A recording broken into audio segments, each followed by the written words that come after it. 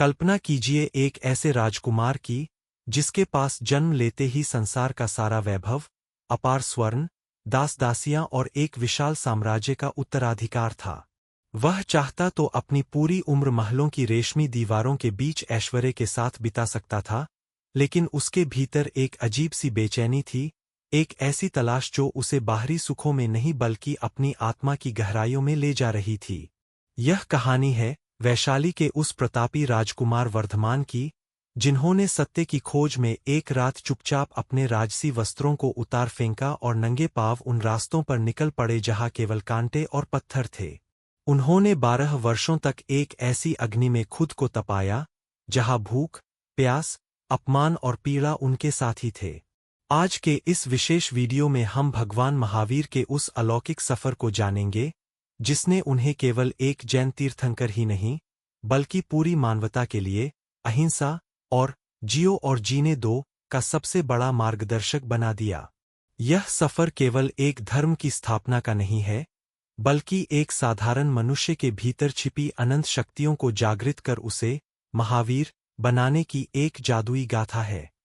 आज से लगभग 2600 साल पहले, जब भारत की धरती पर विचारों का मंथन चल रहा था, तब बिहार के कुंडग्राम में राजा सिद्धार्थ और माता त्रिशला के आंगन में एक दिव्य बालक का अवतरण हुआ।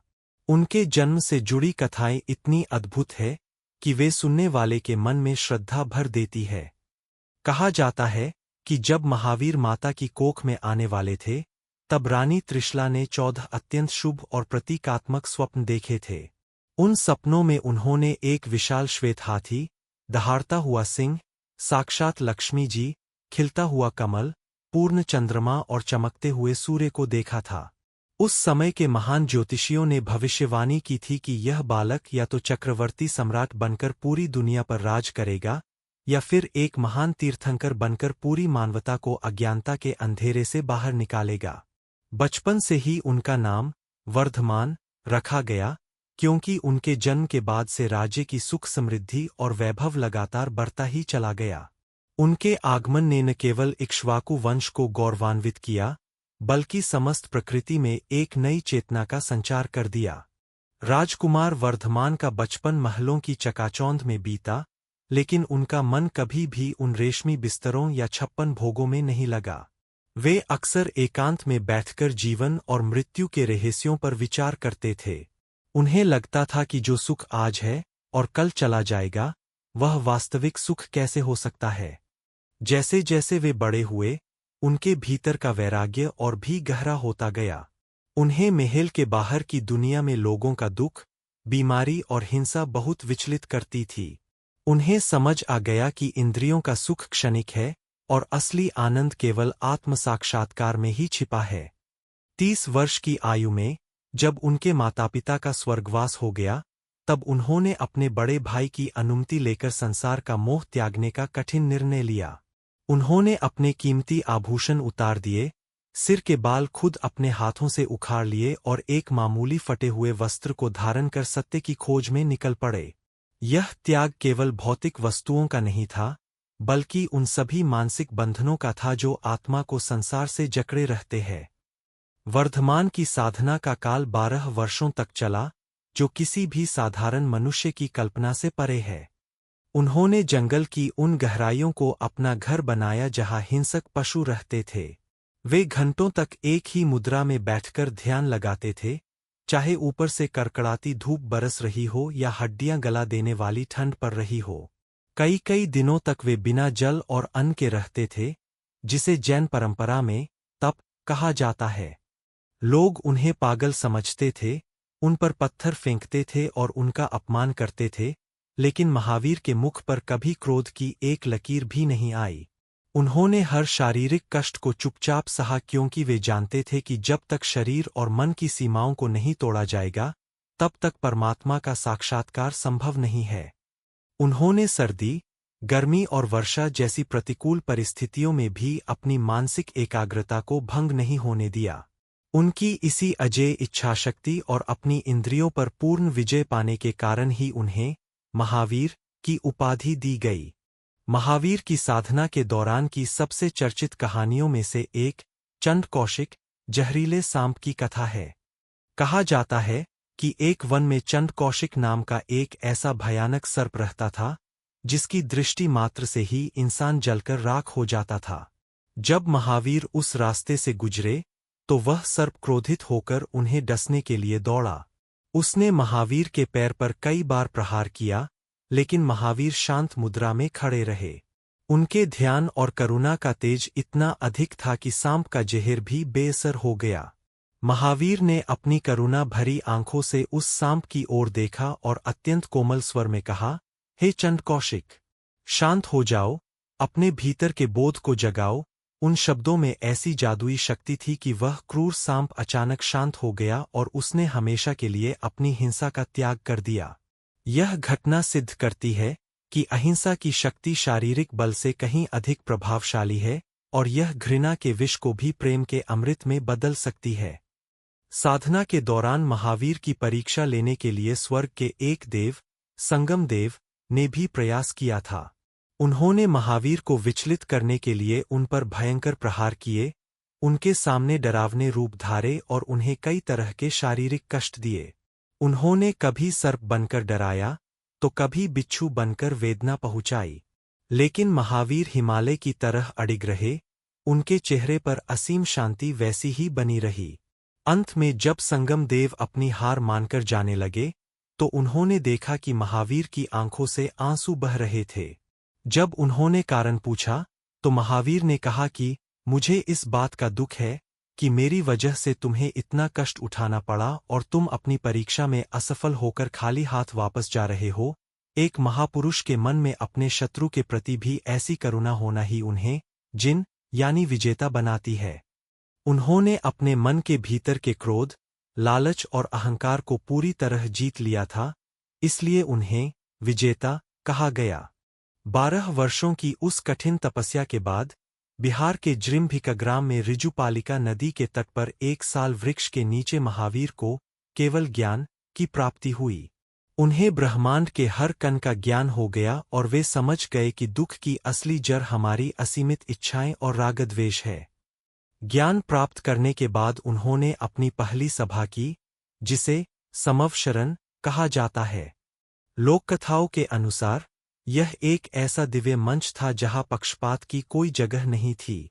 उनकी सभा में केवल मनुष्य ही नहीं, बल्कि जंगल के हिंसक पशु भी अपनी नफरत भूलकर साथ बैठते थे। महावीर का संदेश इतना सरल और सीधा था कि वह हर किसी के दिल को छू लेता था। उन्होंने किसी विशेष भाषा के बजाय उस समय की लोकभाषा, अर्धमागधी, में अपने उपदेश दिए ताकि गरीब से गरीब और साधारण व्यक्ति भी उनके ज्ञान का लाभ उठा सके। उन्होंने धर्म को कर्मकांडों की जटिलता से बाहर निकालकर आचरण की शुद्धता पर केंद्रित किया। भगवान महावीर का सबसे महत्वपूर्ण और क्रांतिकारी संदेश था, जियो और जीने दो।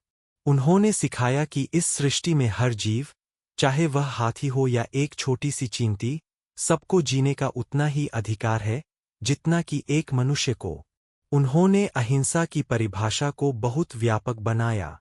उनके अनुसार अहिंसा केवल किसी को मारना नहीं है, बल्कि किसी के बारे में बुरा सोचना या कड़वा बोलना भी हिंसा का ही एक रूप है। महावीर ने कहा कि जैसे हमें चोट लगने पर दर्द होता है, वैसे ही पेड़ पौधों और सूक्ष्म जीवों को भी कष्ट होता है। वे पहले ऐसे महापुरुष थे जिन्होंने सूक्ष्म जीवों की रक्षा के लिए भी नियम बनाए। आज के युग में जब पर्यावरण संकट गहरा रहा है, महावीर की ये बातें और भी प्रासंगिक हो जाती है। उनकी शिक्षाएं हमें प्रकृति के प्रति संवेदनशील और उत्तरदायी बनाती है और हमें यह सिखाती है कि संपूर्ण पारिस्थितिकी तंत्र एक दूसरे से जुड़ा हुआ है। जैन धर्म के 24वें और अंतिम तीर्थंकर के रूप में महावीर ने समाज में फैले भेदभाव और कुरीतियों पर करारा प्रहार किया। उस समय धर्म के नाम पर पशुओं की बलि दी जाती थी और जाति-पाति का बहुत भेदभाव था।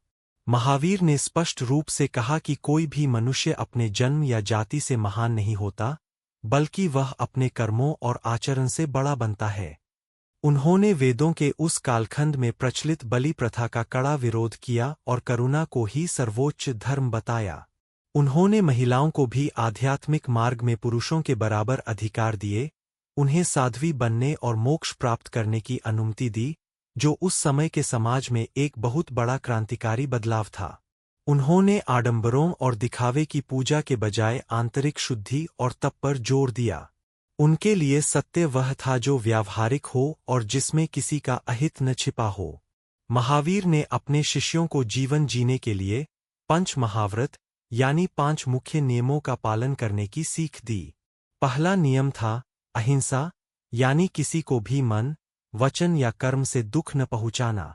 दूसरा था सत्य, यानी हमेशा सच्चाई की राह पर चलना चाहे परिणाम कुछ भी हो। तीसरा था अस्तेय, यानी कभी चोरी न करना और बिना पूछे किसी की वस्तु न लेना।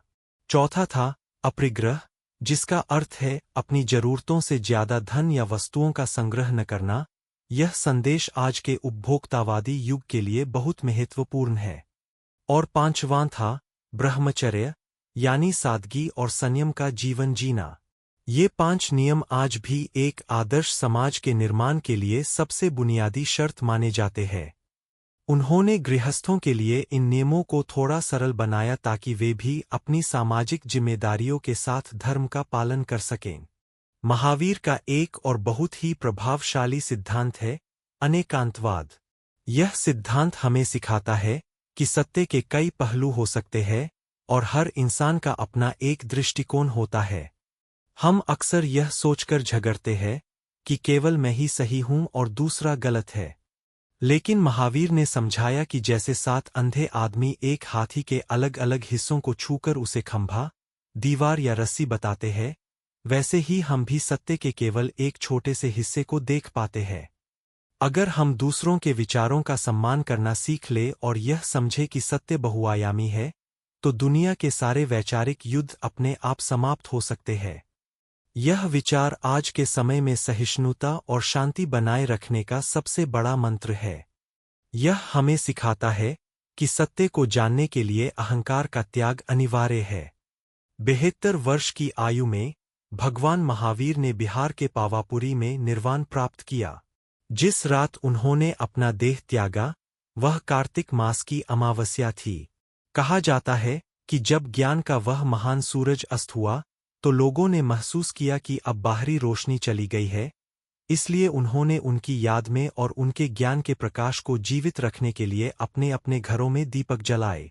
यही कारण है कि जैन धर्मावलंबी दीपावली को भगवान महावीर के निर्वाण दिवस के रूप में बड़े उल्लास के साथ मनाते हैं। पावापुरी का वह सुंदर जल मंदिर आज भी उस परम शांति और पवित्रता का एहसास कराता है, जहां बैठकर महावीर ने मानवता को अपना आखिरी संदेश दिया था। उनकी मृत्यु के बाद भी उनके विचार कम नहीं हुए, बल्कि वे और भी अधिक प्रासंगिक होते चले गए क्योंकि सत्य कभी पुराना नहीं पड़ता।